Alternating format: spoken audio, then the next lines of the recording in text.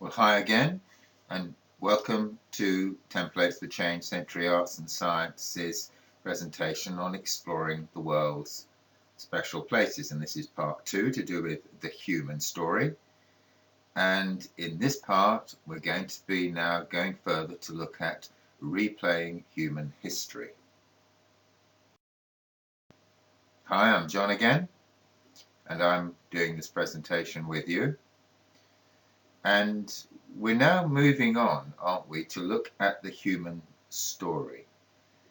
We talked about the toolkit and getting our automatic senses to begin to deliver up information for us, having programmed it with the toolkit. And now we're working to move on to more advanced sensory methods that will take us further using our more directed senses. Now, for this part of the presentation and the next 3 parts, we're actually going to use Hampton Court as an example, because who hasn't heard of Henry VIII and all his wives and his famous palace, where a lot of these assignations happened, of course. And so this is going to hopefully be useful to you so that you can see how something could work out in a specific place, and consequently what you might do yourselves in any particular place you visited. Okay, well, let's get started. Now, when we're talking about, you might say, sensing and replaying human history, well, how can something like this work? Well, let's have a think about this, because you see, when you visit a place, people do have senses and feelings about it, don't you? Particularly somewhere like Hampton Court. It may be friendly, it may be unpleasant, it may have all sorts of different natures to it. You may have a sense of music or dance or different aspects of what might be going on there, of soldiers, of courtiers, or whatever. And we often talk, don't we, of the history of a place leaving a kind of imprint behind. Now, if you consider a DVD recorder, that can first create a record or a disc and then later replay it. Now, humans are similar, aren't they? They can be similar in the sense that history, or the record of a place, is created by the sensory lives of a human being or human beings that were there. And these records may also be read by the same sensory equipment of another human being visiting much later. They have exactly the same sensory equipment as those people who created it. So what they created, we might be able to replay. So you see, when you visit the top table and the Great Hall at Hampton Court and see the chairs there, you think, well, who actually might have sat there, almost in that same spot, not quite the same chairs perhaps, but the same place, the same spot. What kind of images do you get when you try and, you might say, replay the history of the Madonna?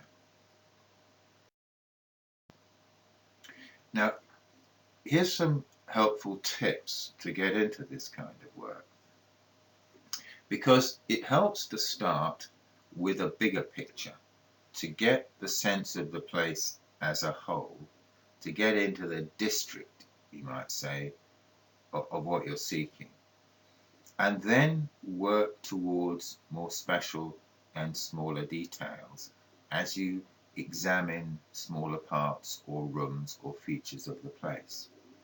What it does, it helps you to put the whole thing into a context and to get initial ideas of the kind of things that might have happened there. What kind of place was this?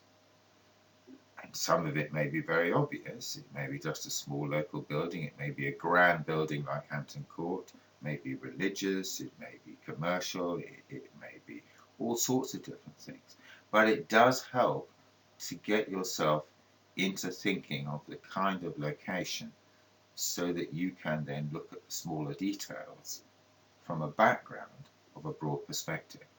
And this, of course, is where research can help, because it does actually help to read a guidebook to get a broad picture of the event. So quite often when you visit a place, what I do is I have a cup of coffee straight away and I get out the guidebook and I start reading it. And for example, here at Hampton Court, the heraldry and the architecture of Hampton Court can give a really good sense of the power and the importance of the place it held. This is one of the top important places, you might say, in England at the time.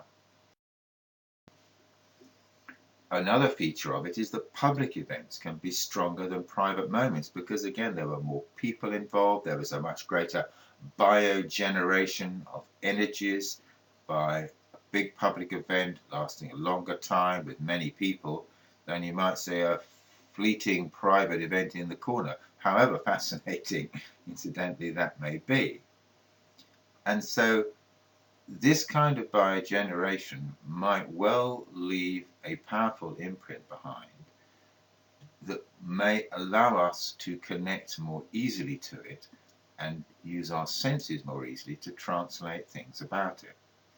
So, for example, as we go into the famous clock courtyard in Hampton Court, what major events and pageants might have passed through there?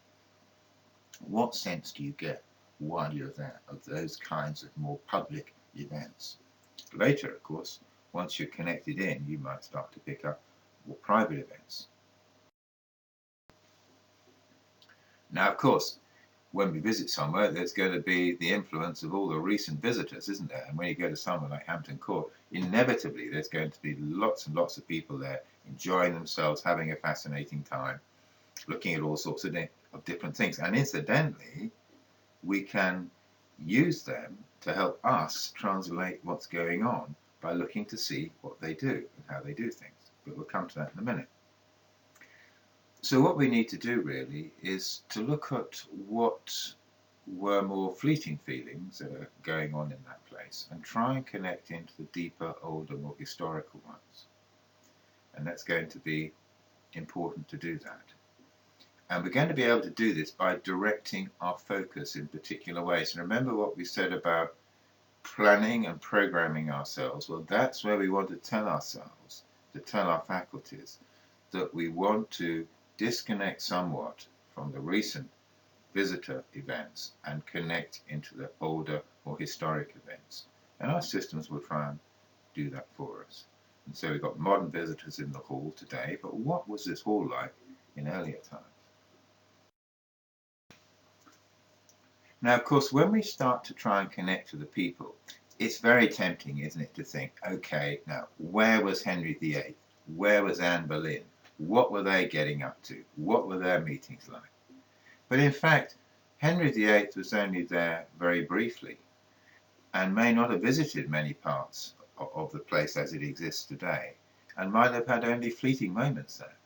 But the servants, they were there every day of the year, in the same places, doing the same things over and over again. And remember the biogeneration we were talking about. They are much more likely to leave a much stronger print than the elite that's going to be much more easy to connect to. And for example, in this lovely picture here of the main fireplace in the kitchens, where there's a cook turning the spit, see, there would have been someone doing that day after day for an hour or 2 hours, 3 hours maybe, changing places, of course, perhaps. But you can see that that could be a much easier record to connect to. So that's an important tip. Start off by trying to connect to the servants. That as we're doing that, remember we're still focusing on the servants a bit, we can start to mimic or relive ways from the past. Now, we might not be able to sit by the fire and turn the spit, but they might not let us do that. But what we can do is we can walk up and down corridors, can't we? So where did people sit? Where did they walk? What stairs did they go up and down? Which parts of the house? Which parts of the garden? Where were the service rooms? We can then have a look around and see what different places were. And we might think to ourselves, yes, well, the servants were going up and down this corridor the whole time, so why don't we just walk up and down this corridor and get a sense of what it's like, and maybe we'll get ideas and pictures and views and feelings of the people that lived there, you see, and walked there. So that can be a very, very helpful thing, mimicking and reliving ways from the past. And one other thing that the servants did, in this case they might have been the soldiers or the guards, they would often stand by the doorways to protect the place, protect the king, protect the elite. And so there could have been somebody standing by this door for hours every day. Different person, of course, changing places, but nevertheless somebody there. And so again, if you have the opportunity, try and go and stand by the door for a little bit and get a sense of what happens to you. What does it feel like? Do you get the sense of being a soldier and what it was like? It's a fascinating thing to do, and it often generates quite extraordinary results. So it's a great idea for us to wait or even sit near such places to see if we can get a sense of the people that were there. And indeed, the people that passed through, because this again was a focus of movement. And finally, on this particular section, going up and down stairs. That's another great thing to do, because the servants would be going up and down, wouldn't they? Taking the food upstairs to the hall, or taking different things to different places in the palace. And of course it depends whether we're allowed up and down the stairs. Maybe we're not. We can sit nearby, we can stand nearby, we can still have a sense, because this would have been a focal point where a strong print would have been left. So if you can, try going up and down once or twice, or sit near them, and just again see what kind of senses you get, what kind of pictures you get in your mind, what kind of views and feelings you get.